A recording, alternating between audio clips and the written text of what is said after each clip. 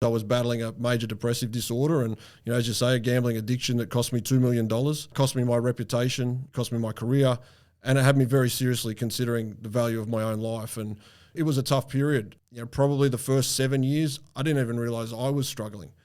As I would often say, that availability is the best ability, and anytime someone asked, I kept saying yes, and eventually we land on 2007 and the boss says, there's an election coming up, you want to go on Kevin Rudd's team? And the answer was the same as always. It was yes, and subsequently there I was.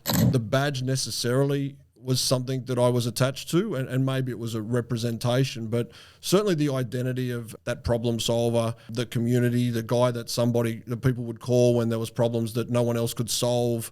The attachment to that identity was something I found really difficult to accept that had moved on from that part of my life. Getting up at 5 and training every day was still something that I did even when I was struggling. Turning up to work and over-putting in, I suppose, at work. Those performance areas where, internally I'm probably thinking, if I can show up at training and I can show up at work, nobody's going to know I've got a problem. The first thing is to probably give yourself some grace. I mean, a lot of people, especially in the high performance world, especially in the alpha world, this is the thought process that I went through, that once I solve this problem, I'm happy to talk to people about it.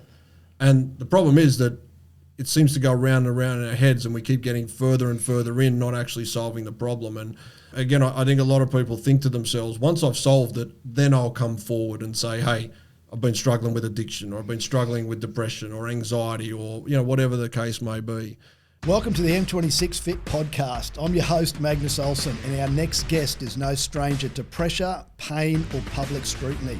He was once the man protecting Australia's Prime Minister, leading elite operations for the Australian Federal Police, but behind the badge he was breaking, battling addiction, struggling with identity, shame, and the deepest kind of loss. Gary Fahey's story is nothing short of inspirational. From rock bottom to rebuilding, it's raw, it's real, and it's brutally honest. He's now a speaker, author, founder of Strong Mend. His mission is to help others find their inner power and live with purpose. Welcome to the podcast, mate. Magnus, thanks for having me on. It's great to be here and I'm looking forward to it. Mate, I have to ask first, when you're protecting the Prime Minister, mate, did you feel like Kevin Costner in Bodyguard? Well, there was no Whitney Houston around, so, but a little bit. Look, I'm sure in our younger day we'd throw a few of I think his name was Frank Farmer, maybe, in the Bodyguard. That's probably how it came up, and you'd throw a few lines around, but, you've got to try and keep it a bit light. There was no carrying anybody out over the threshold when things go wrong, but maybe a little bit. So no music playing in the background? Only in my head.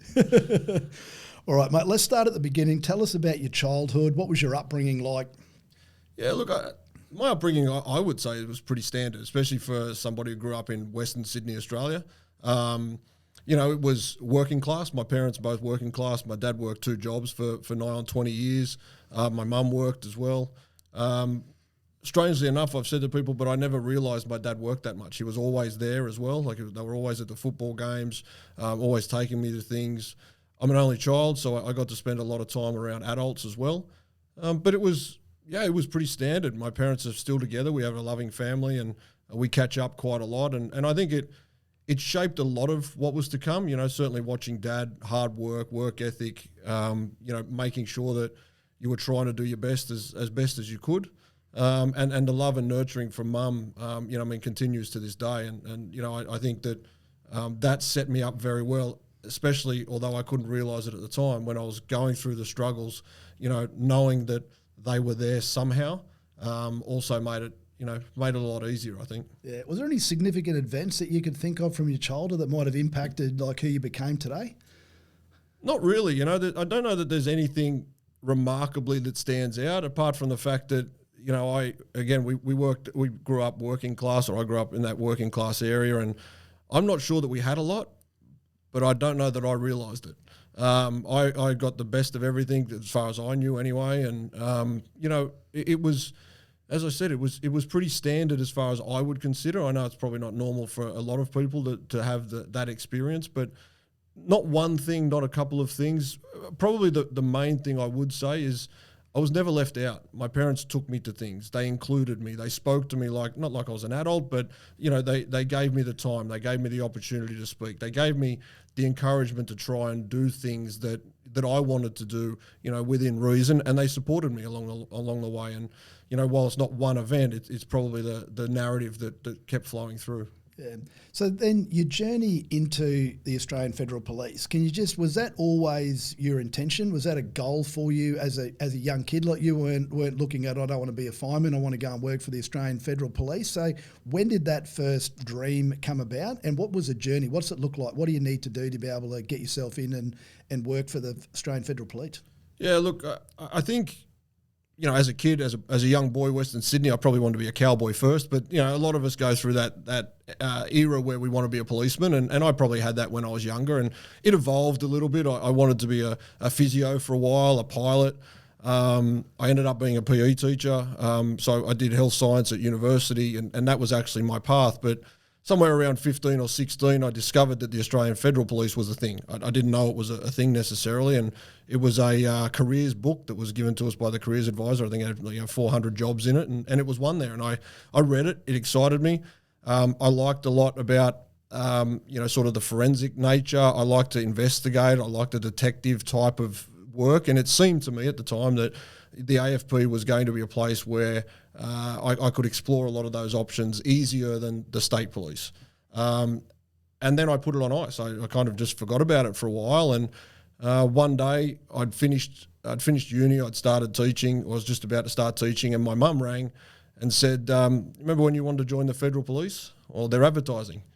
And it was around November, I think, 1998. And I still remember doing a handwritten application. They asked us to handwrite the application at the time. And 7 months later, I was on a course in Canberra. So it came back around. And, thankfully, if Mum didn't see that ad, I'd probably still be a school teacher. And what did it take from that? So you're doing the training down in Canberra. Take us from there to protecting Mr. Kevin Rudd, the Prime Minister. Yeah, it's probably an interesting turn of events. Mostly global events and a few events that were taking place in the Federal Police at the time. The two things I really wanted to do when I joined the AFP was surveillance and close protection. Probably because that's stuff I'd seen on TV. Maybe no other reason than that. And we were told coming through that you can put those dreams on ice for a long time because they're jobs that take a lot of experience, and a lot of people in there don't like to move on, right? They're great jobs and people sort of hang around. So not quite as bad as the water police where someone has to die for you to get in, but, it's going to take a while. So, I went into investigations or the investigative areas of the Federal Police for a couple of years. And fortunately at the time, fortunately for me, there was a contract style that was brought in, I think, early 1990, maybe 1991. There was a 10-year contract for all federal police officers. And at the end of the 10 years, they could take a lump sum of payment and leave. I joined in 1999. In the year 2000, at the end of 99, I came out of my time. In 2000, a whole bunch of experienced people left the AFP, which meant there was opportunities if people were willing to step up and move forward. And fortunately, by the end of 2000, I was in surveillance. I was working in surveillance, maybe the end of 2000, 2001, started doing surveillance. So here I was a year or two in, already doing something that I wanted to do, and I was told 5 or 10 years. Again, probably fortunately for me, but certainly unfortunately for the world, September 11 happened. And close protection became a very an area that required a lot more people, a lot more bodies, that we were looking after a lot more people than we had before. And that, again, opened an opportunity for anybody that wanted to put their hand up, and it was a chance to do that. That was, for me, it was about 2002 that I joined protection, and gradually from then on, it was just saying yes to a lot of jobs, saying yes to things that other people didn't want to do. As I would often say, that availability is the best ability, and anytime someone asked, I kept saying yes, and eventually we land on 2007, and the boss says, there's an election coming up, you want to go on Kevin Rudd's team? And the answer was the same as always, it was yes, and subsequently there I was. Talk us through a typical day. I'm just trying to think about this and put some context around it. What's a typical day look like when you're protecting the Prime Minister? Yeah, I'm not sure there's a typical day when you're protecting the Prime Minister, and if there was, it's a lot of sitting around outside an office. The Prime Minister, any Prime Minister is a busy person. They spend a long time in the office. There's a lot of meetings. There's a lot of work to get through. There's a lot of conversations. So there is literally a lot of time sitting at Parliament House, 6 a.m. till 6 at night, 9 at night, 10 at night, and on into the early morning hours sometimes. But it's also what I've described as problem solving on steroids. Something comes in that says we've got to go to, I think I remember a time there was floods it might have been Lismore, and, an hour before, 5 hours before we get notice, we're going to go to Lismore. And we've got to try and get bodies on the ground. We've got to try and get in touch with state police. We've got to try and get resources around. We've got to figure out if we've got staff available, because we might have been at the end of a shift. And, all of these problems just start coming up that you really don't have time to solve, but you have to. And so, it's a combination of a lot of nothing and then a real lot of high-level problem solving in a very short space of time to hopefully make sure nothing goes wrong. And you morphed from there, then you became the executive officer and you were reporting to the Australian Federal Police Commissioner and travelling all around the world, is that right? Yeah, it was a little bit of a process. I first worked for the Deputy Commissioner, who then became the Commissioner in 2015, I think it was, maybe 2014. And yeah, that was a little bit more of a strategic role, I suppose, a little bit of operations. I would say that the responsibility was probably the strategic, operational, and administrative running of the Commissioner's office. So that level, and became the guy who travelled with the Commissioner, a lot. We were good friends. We were we were very close. A little bit of a sounding board, a little bit of a right hand man, a little bit of a mate. Would enjoy the Chinese food when we're travelling. A little bit of jokes and football, and then a lot of serious stuff as well. And I became that sort of role of traveling the world, but also being involved in some pretty serious discussions and heavy meetings, and that was probably the best role I had, notwithstanding the Prime Minister's one. But from the things that I like to do, it really was a challenge. Again, problem solving on steroids, but one that I really enjoyed. So that's a pretty illustrious career and not something that not too many people have been able to do. But then at that time, you're obviously battling a pretty serious gambling addiction. And I think, if I'm correct, you dropped about 2 million and then you embezzled, was it 45,000 or something? And that was all going on while you're also you're struggling with divorce. Mate, just talk us through that time in your life and what that was like, that fall from grace in particular. I imagine there would have been identity issues as well. So, yeah, it was a difficult time. The hard thing for me was 18-year career in the Federal Police. The last 10 years of which, probably the most successful part of my career. The last 10 years, it was the worst time of my private life or my personal life.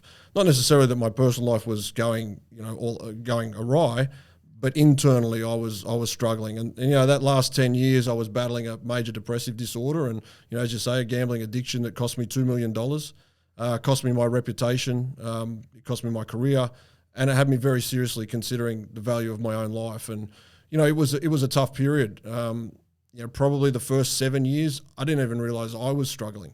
It was something that I was capable, I suppose, of blocking from myself and putting off to something else and waiting for a holiday to come in, waiting for some downtime or the next promotion or something of that nature. I just kept putting it off and not reading the warning signs.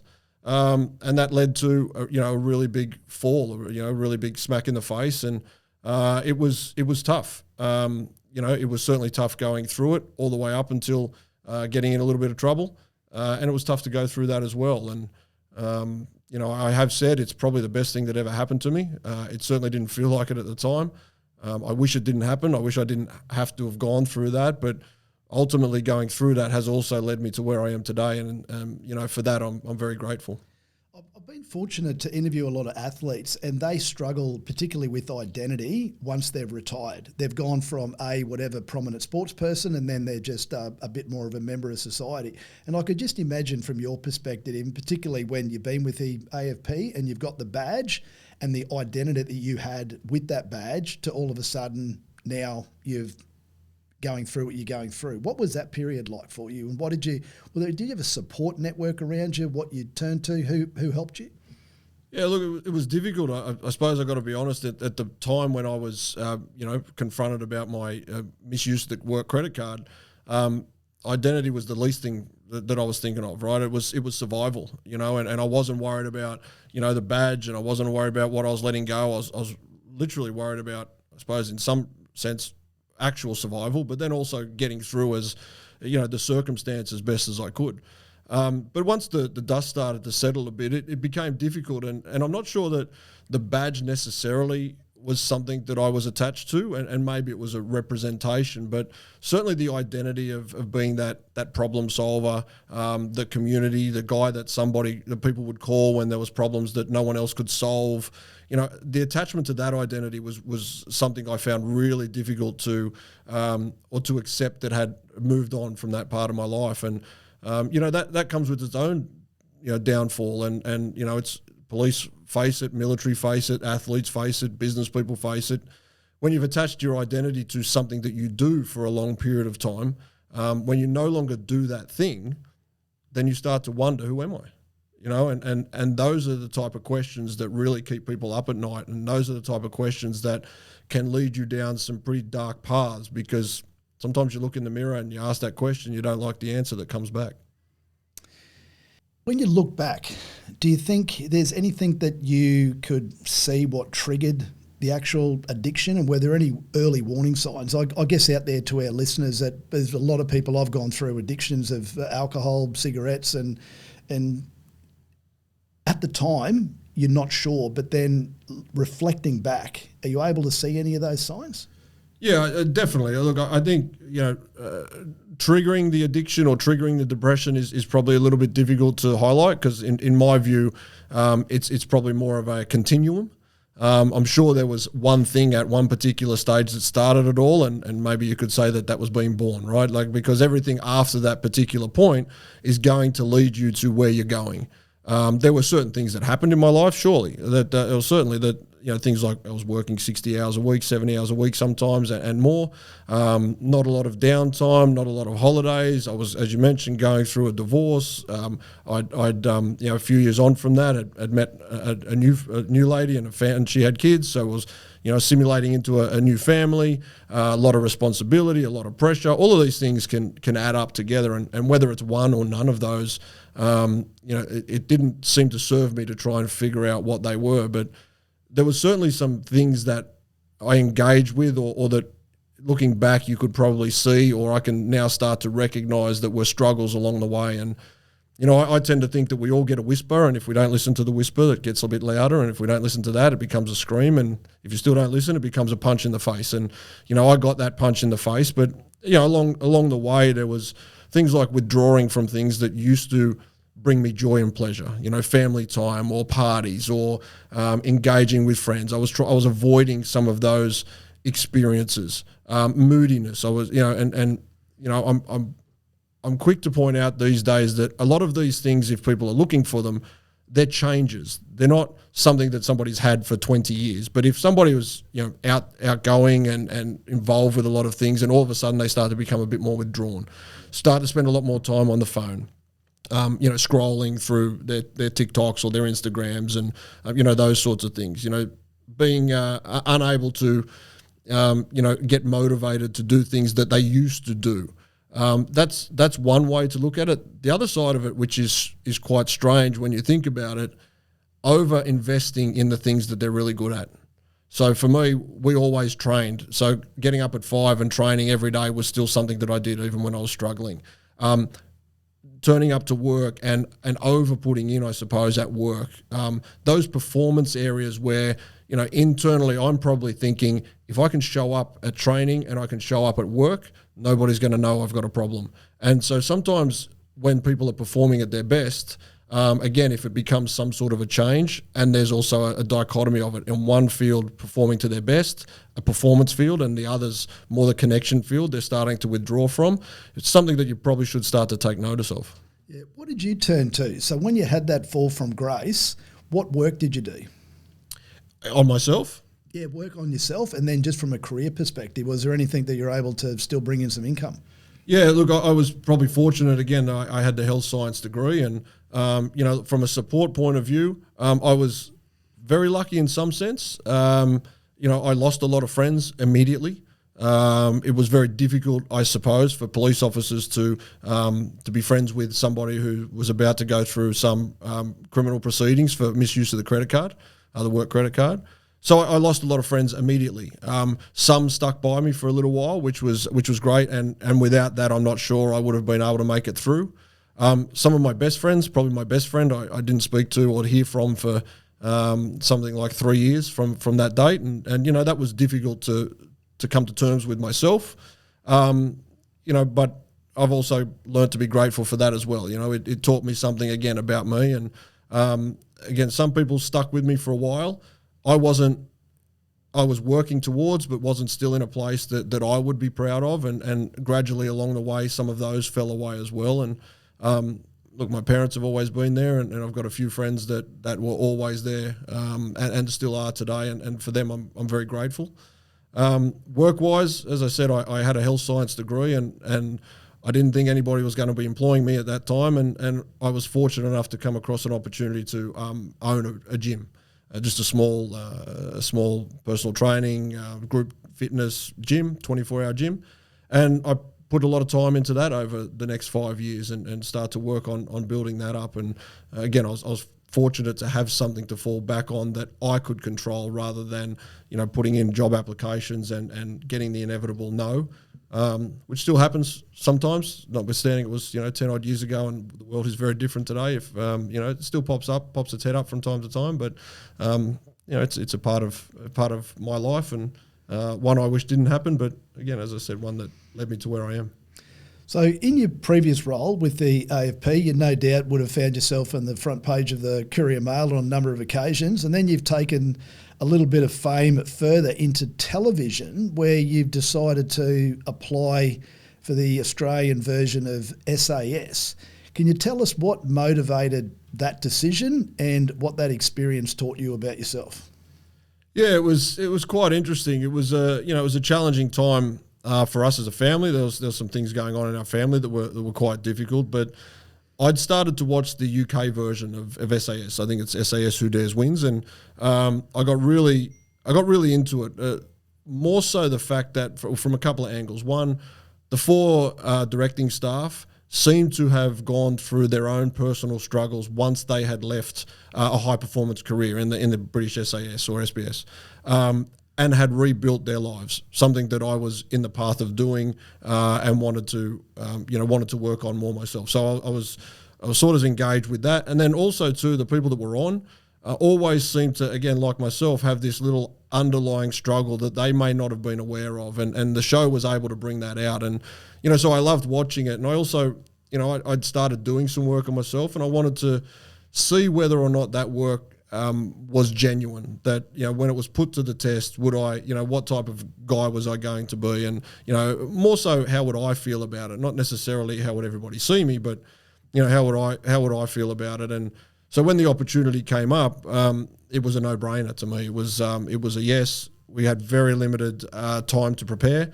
I may not have been in as good a shape as I wanted to be, or that I probably am now, but by the same token, it was a fantastic experience. It was one that I got to, I suppose, see firsthand in myself whether or not I was going to get up. It was very difficult. It was short. To me, it was more about having a go. It was the process of doing it, not winning it. I did say that I made a promise to my son that I would finish it, and it was. Through the process, I realised that my promise was more about I would get to my end, not to the end. And I think that was something that I really learned about, not just me, but about life in general. We all initially like to make the promise that we'll get to the end or the result or the success. And really what we're saying, or what we should be looking at, is I'm going to get to my end. I'm going to give it my best. I'm going to go as far as I can go, not less than that. And if I can go a bit more, then I'll try. But if I can't, I'll be happy and proud that I got to my end. And, I didn't get to the end, but I certainly got to my end. They found it. An old bloke was struggling by, a few days in. And but again, it was a fantastic experience. That's well said, mate. I love those comments. Mate, just share with us what we see on television and what happened behind the scenes. What are the variables? Yeah, look, I don't know of any of the other shows. I've never been on them, and I probably won't. SAS Australia was probably the only one that I would go on.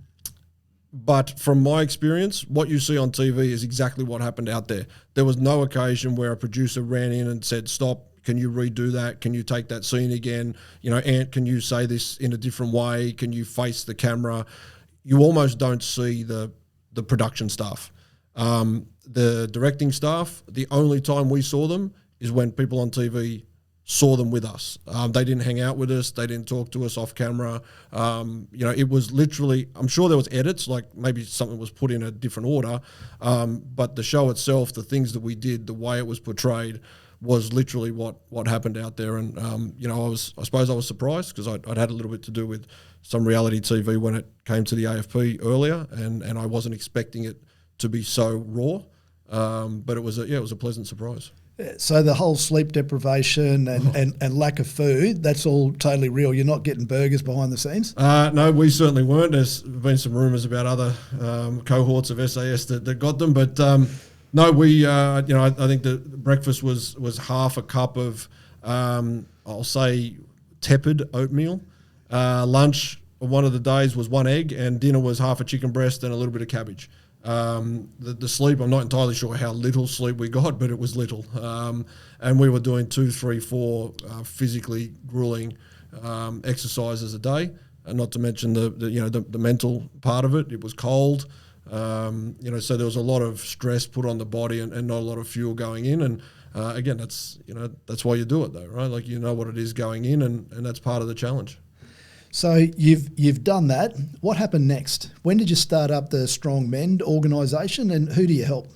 Yeah, I started that in 2020. And as I mentioned, I had the gym, and I started to realise that a lot of people coming to the gym, health and fitness or weight wasn't necessarily their problem, and or their main issue, or what led them there. And I started sharing my own story with a few of them, and I was surprised, again, pleasantly surprised, I suppose, and also, I felt bad for a lot of people that once I shared my story, the amount of people that would open up about struggles that they had that nobody else knew about. And here I was, that you're just meeting for the first or second time, and they're telling me about addictions and suicide and, family traumas and all of this sort of stuff. And, I started to realise there's more people out there like me that are in this space that are struggling, that maybe didn't realise it for a long time, and maybe a lot of people in their world don't realise it. And it became more natural for me to start to work with men. The original path of Strong Men was working with strong men. Strong men struggle, and the whole idea was that I've been there, I understand, and I can help. I can at least share some experiences. And so that started me down more of that path, the coaching, counselling, if you like, but supporting. I got a chance to speak a few times. I'm an ambassador for the Australian-New Zealand Mental Health Association, and I've spoken a few times about addiction and mental health and men's mental health, and that was again a natural progression for me. I started to love that more than the gym side of it and the physical side of it, and I found that there was a need, there was a space that again a portion of people that are struggling don't really resonate with typical therapies out there. They don't resonate with the therapy culture, or sitting in a room, as I would joke, with someone with linen pants and sandals, right? Like, I wouldn't go to those people. They're fantastic at their job. It's just that the language and the style doesn't suit me. Not resonating with doesn't resonate. And I thought, so there's a whole cohort of people out there that are probably just battling these things, and even if they're going to a psychologist, they're not getting the most out of it because there's no connection there. And certainly that wasn't my role, was not as a psychologist, but perhaps bridging some of that gap and letting people know that, as I said, strong men struggle and people that are successful struggle. And, that's where it all started. And, it's moved on. It's no longer, I still have the business Strong Men, but, I do a lot more now, more in the high performance field and crisis intervention. I started to learn that those things that afflict alpha males, if you like, strong men, actually kind of afflict alpha personalities. So people that are successful in business, or executives, athletes, military, police, they tend to high performers tend to hit the same hurdles, or they hit hurdles, and when they do, they tend to challenge them in the same sort of way, which is to push them down and try and get a lot better at their craft, rather than, working on what's underneath. And I realised that, not only can we help people move up from rock bottom, but, they're also the same steps that help people go from good to great. And, that's what we do on both sides of the spectrum. Fantastic. And you've studied a little bit in that area too. Tell us about that.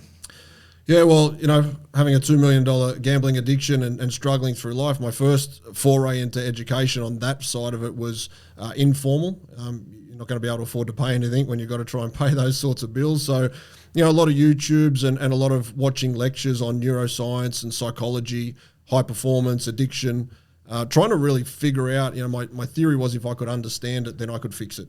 And at the time, I couldn't understand, how somebody who was successful and educated and potentially, had some knowledge and had discipline and had all these great characteristics, how could I fall into that trap that I did? And, so initially it was informal, and then I was fortunate enough to do a Masters of Brain and Mind Sciences at Sydney University in their Brain and Mind Centre, and specialising a little bit in peak performance, or the psychology of peak performance, and leadership as well.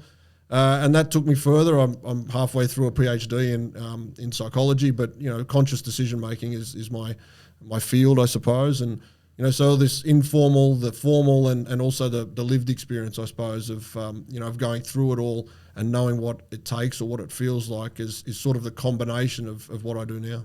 Have you found any sort of commonality? So with your studies, with your life experience, and the people that you've been speaking to, and I guess you've coached over the years, is there a little common denominator there of what a lot of people are getting wrong?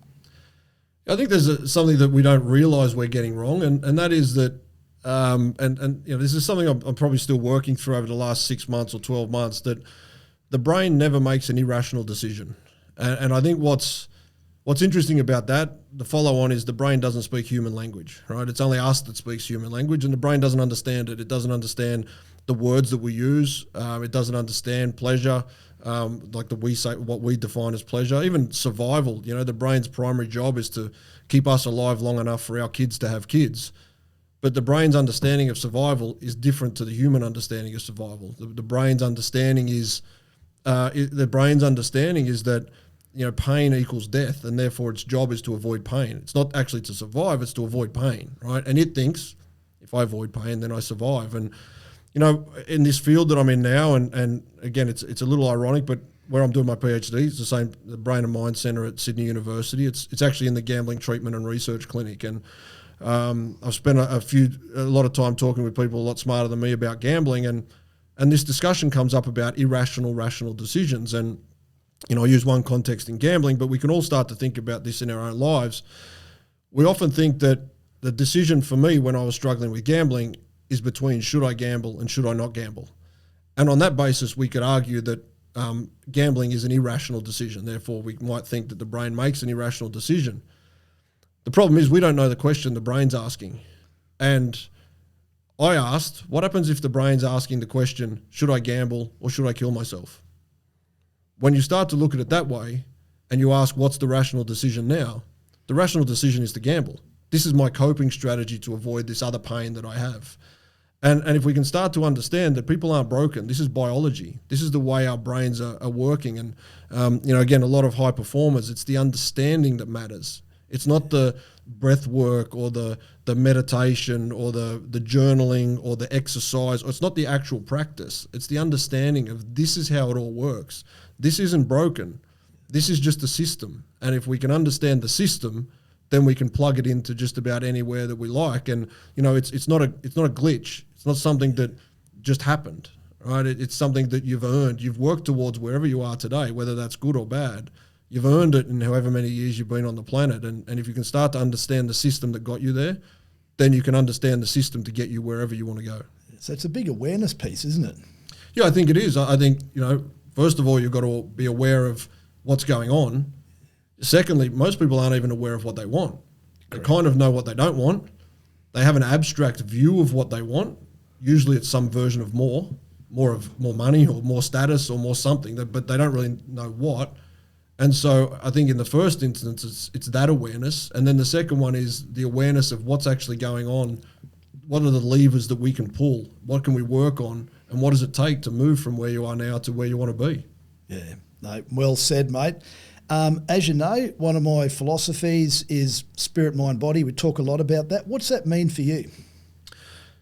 Yeah, it's interesting. It's not something I've ever really sat down and focused on, as in this is how it all merges together. And even the mind body connection, and I'm kind of in that space, I suppose, the neuroscience and the psychology, and people like a Joe Dispenza, and you're talking about mind body connections. I'm probably a little bit more practical, so I've never bothered to sit down and go through that process. But when I think about it, I actually think everybody's talking the same language, or talking about the same things, but just in their own language. And to me, that mind, body, spirit connection is, kind of when, my purpose in life is met by my perspectives and then my practices, right? And then, if I can integrate all of those three and they start to come together, then you have that place in life where you just think, this is it. Right, this is where I'm meant to be, and it can happen in moments. It can happen in conversations. It can happen in life in general. But to me, it's when those, as I said, that purpose, your perspectives, and your practices and promises align, and you're kind of where you're meant to be. How do you look after yourself personally? Both, clearly you're doing a lot of work on yourself mentally and from an educational perspective, and then from a physical perspective, obviously you used to own that gym. What do you do personally right now to take care of yourself? Yeah, it's probably a combination of a lot of things. I'm less militant, I suppose, about my routines than I used to be. Certainly when I was struggling, they were essential. There was no compromising on those, and I've, as I've matured, I suppose, and as I've developed in my understanding, I won't say that I'm a little liberal with them. They're very structured, they're very disciplined, but there is enough flexibility that I don't hate on myself if I miss. So I do have some routines around how I start my day, gratitude practices and thought processes. I have practices around what I do when things aren't going well. I've got practices around things that, what I do when things are going well. So that mental side gets taken care of. I have a lot of conversations with people, mentors, coaches, psychologists about, keeping me aware, keeping me honest, family and friends as well. Exercise is definitely a part of it. I think my wife certainly points out, or she comes to me 3 or 4 days after maybe I'm in a mood, and she'll ask, what's going on? What aren't you doing? And usually the answer is exercise. If I'm not exercising, I'm probably starting to get a little moody. I don't love exercise. I've always trained, played football, I owned a gym. I enjoy what exercise does for me, and I enjoy the feeling when it's done. But sometimes it's a struggle to get there. But those two things definitely are a very big part of what I do. And engagement and connection, not just with people, but things that matter to me. I'm very selective now, and as I mentioned before about purpose, it really, to me, the question or the statement I make is, if it doesn't have a purpose, it doesn't have a place. And a lot of things I do these days, I will ask the question, what's the purpose? What is the purpose of this thing? And, that's probably removed a lot of stress from my life, because I'm no longer doing things that have no purpose for me personally. And that makes life a lot easier. Yeah, that's interesting. I am very similar to that, and I refer to it more as, what's the objective? Yeah. So people want to have a meeting, and it's like, what's the objective of the meeting? Like, if we're just going to meet for the sake of meeting, but let's actually have, what's the outcome that we want to achieve, and then we can actually have a meeting that's got some purpose behind it. One thing, I don't know if you want to share it or not, but I believe you've set a bit of a big, hairy, audacious goal for yourself in the physical realm, mate. Want to share that with us? Oh, I'm not sure.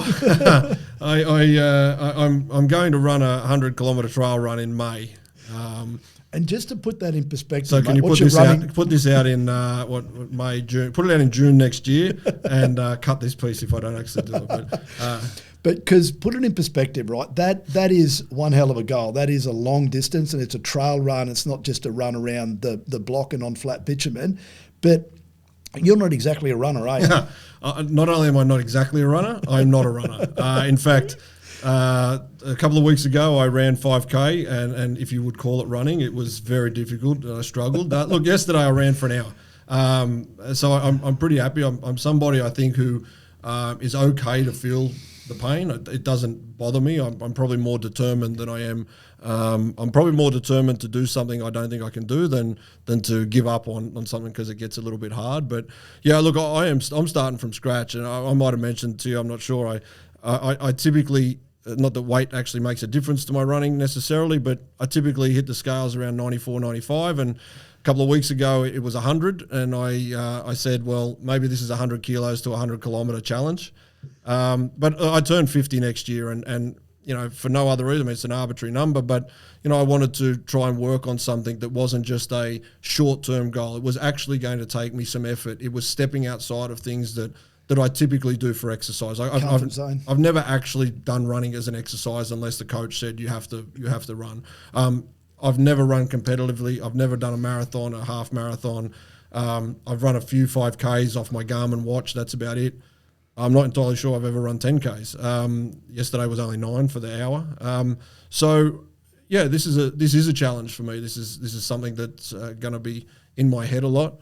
But yeah, that's one of my big audacious goals for my 50th year. Mate, I reckon that's absolutely fantastic, and hats off to you. Now, you've obviously, the work that you've done on yourselves, and absolute credit to yourself, you've rebuilt that reputation. What advice do you think you'd just give to somebody who's struggling with addiction or struggling with shame or something like that right now? What advice would you give to them? Yeah, the first thing is to probably give yourself some grace. I mean, a lot of people, especially in the high performance world, especially in the alpha world, you know, we tend to think that, you know, and this is the thought process that I went through, that once I solve this problem, I'm happy to talk to people about it. And the problem is that it seems to go round and around in our heads, and we keep getting further and further in, not actually solving the problem. And again, I think a lot of people think to themselves, once I've solved it, then I'll come forward and say, hey, I've been struggling with addiction, or I've been struggling with depression or anxiety, or you know, whatever the case may be. But the reality is, it's time for you to give yourself a little bit of grace. Nobody, the most successful person in the world, didn't get there by themselves.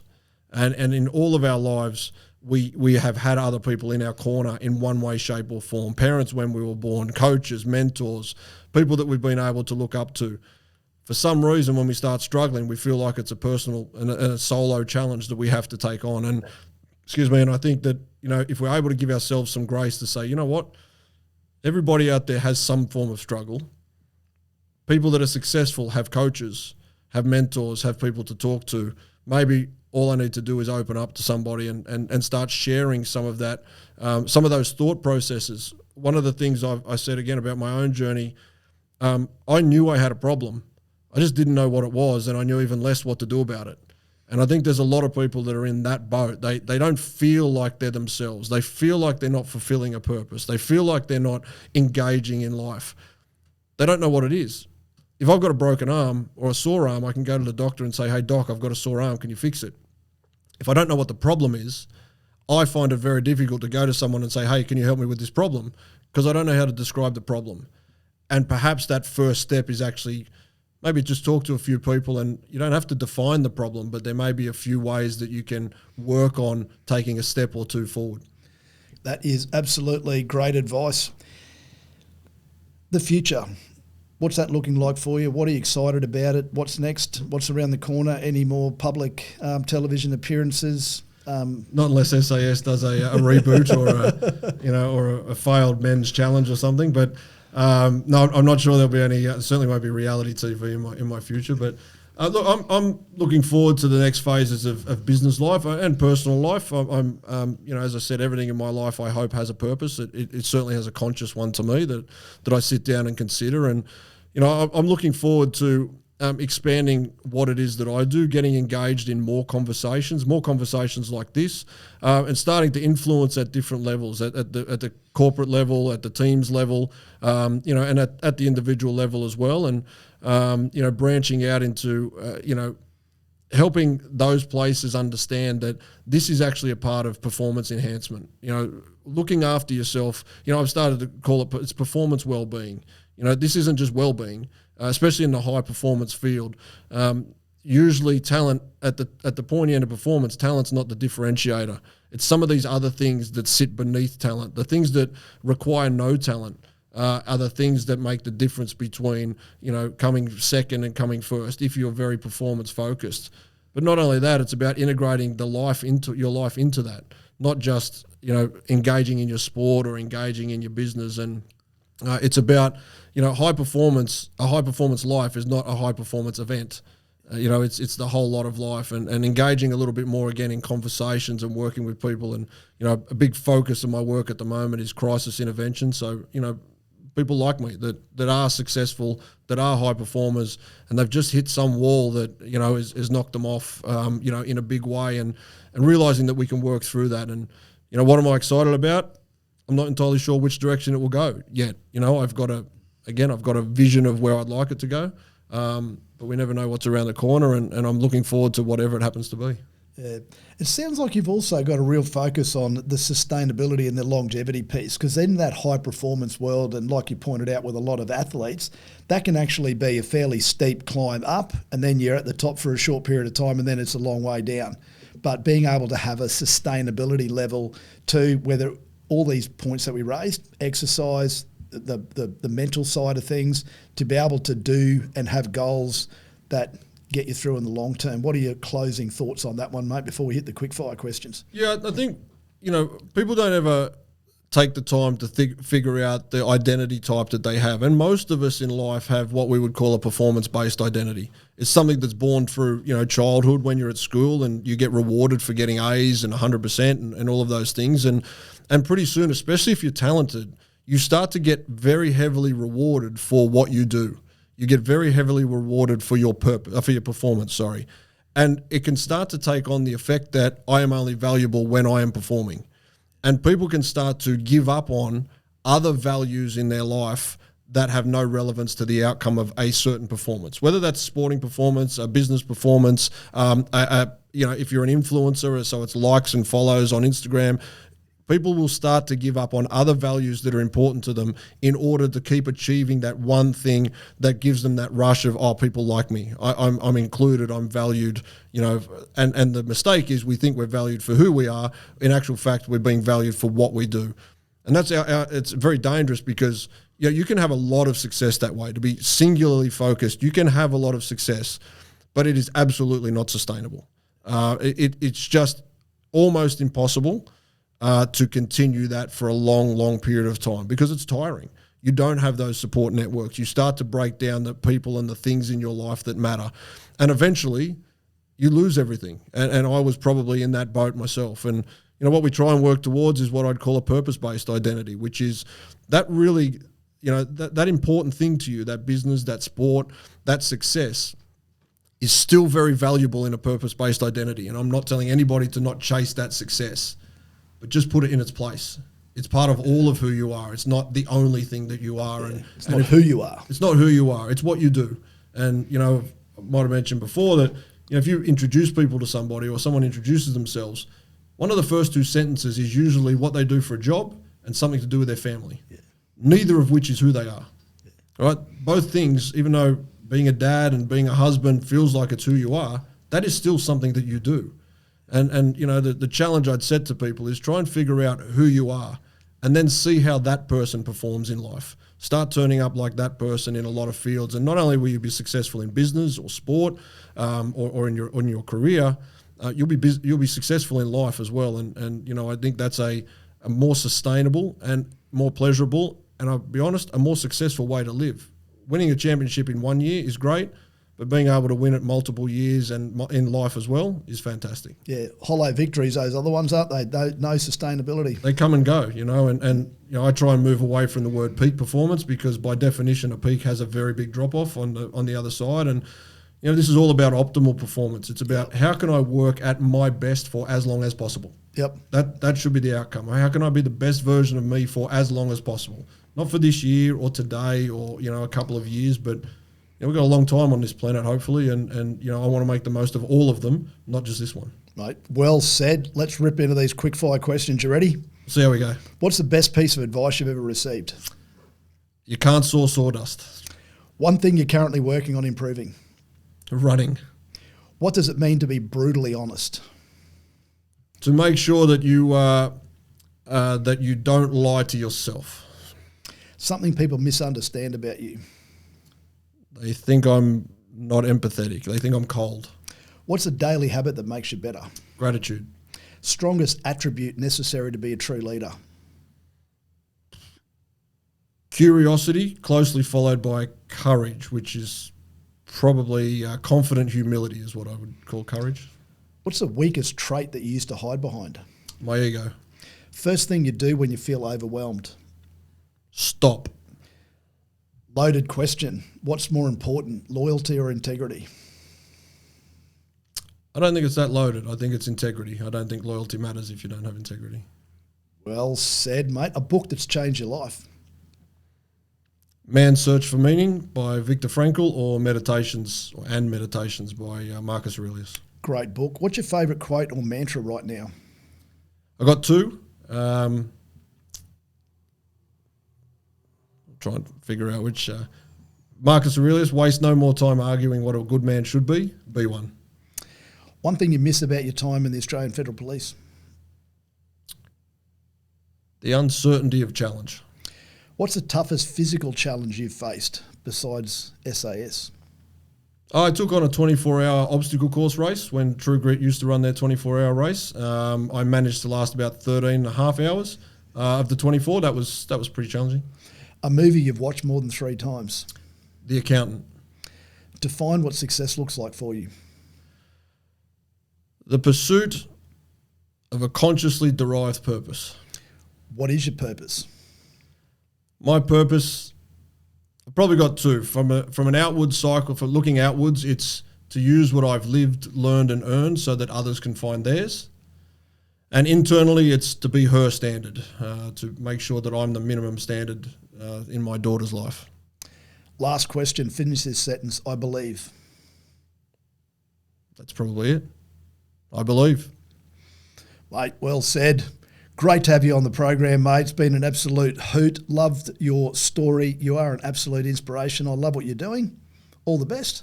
Thanks, Magnus. I really appreciate being here. Thank you. Cheers. Thanks for tuning in to the M26 Fit podcast. Remember, real growth happens one step at a time, and consistently working both on your mind and your body for 26 minutes every day will change your life. Hit subscribe to keep the inspiration going, and don't forget to share this episode with somebody who needs that extra boost. Until next time, stay connected, stay active.